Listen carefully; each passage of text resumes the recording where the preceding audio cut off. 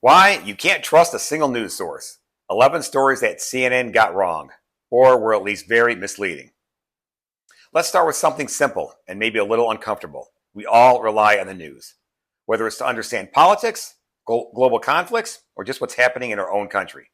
We assume that what we hear is accurate. But what happens when it's not? Today, we're going to take a closer look at moments over the last 15 years when CNN, one of the most influential news organizations in the world, got it wrong. Not spin, not opinions, but actual documented mistakes, corrections, and even legal consequences. Number one, mislabeling Alabama as Mississippi during Hurricane Dorian on a weather map. Yep, you heard that right. They actually had Mississippi right next to Georgia on a weather map during Hurricane Dorian in 2019. This was a prime example of how a simple error can snowball into a credibility issue. This mistake quickly went viral, drawing mockery and criticism from viewers and rival networks. CNN downplayed the error rather than taking full responsibility for the mistake. By glossing over this issue, the network failed to address the broader implications of such errors in real-time reporting, especially during high-stakes weather events where accuracy is crucial. Number two, unrest during the rioting of 2020. CNN's coverage of the so-called peaceful protests was widely controversial for downplaying the violence and destruction that occurred. This all happened during the summer of 2020 in response to the rioting that happened because of the death of George Floyd, where night after night, the network would repeatedly say there was mostly a peaceful protest.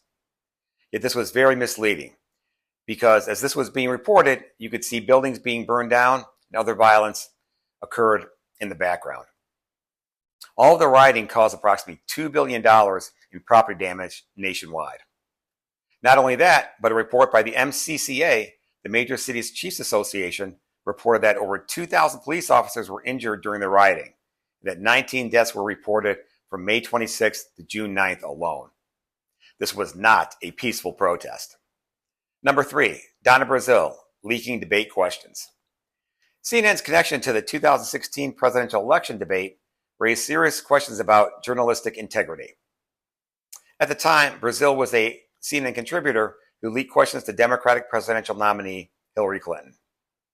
Emails had been published showing that Brazile had shared questions with Hillary's team before the debate.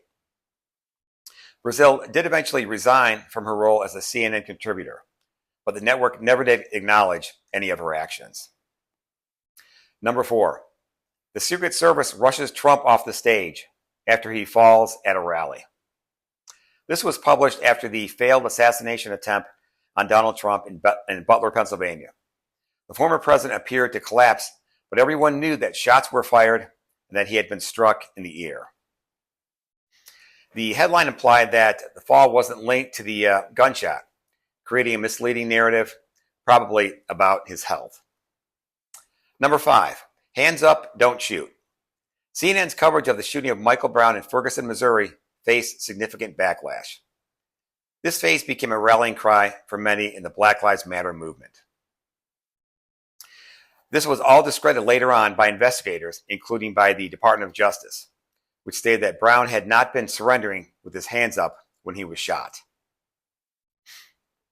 Despite all the findings that came out of the investigation, CNN continued to amplify the hands up, don't shoot narrative, which many viewed as misleading and inflammatory. Number six, Nick Sandmann's legal victory. CNN faced controversy in its coverage of the encounter between Nicholas Sandmann, who showed up at the March for Life rally at the Lincoln Memorial wearing a Make America Great Again hat. The media tried to make it seem that he and other students were taunting Nathan Phillips, who was there as part of the Indigenous Peoples March. The network initially portrayed Sandmann as the bad guy, basically portraying him as the aggressor. But footage later on challenged this narrative because it was basically Nathan Phillips who went up to Sandmann while chanting and beating his drum. In 2020, CNN settled a lawsuit with Sandmann for an undisclosed amount, but reports have estimated that it is in the millions of dollars. Number seven, misrepresenting the COVID poll. CNN faced criticism for misrepresenting a Gallup poll on COVID-19, suggesting that 68% of Americans needed a vaccine to return to normal life. Yet, according to international relations professor Nicholas Grossman, the data didn't match CNN's headline or tweet, which is all that many people saw in the age of social media. CNN later on did correct the error, clarifying that 68% of Americans say an available vaccine is important for returning to normal life. Number 8, the Ashley Banfield remote reporting incident. On May 7th of 2013, CNN broke away from its coverage of the Jodi Arias trial to report on the release of 3 kidnapped women in Cleveland, Ohio.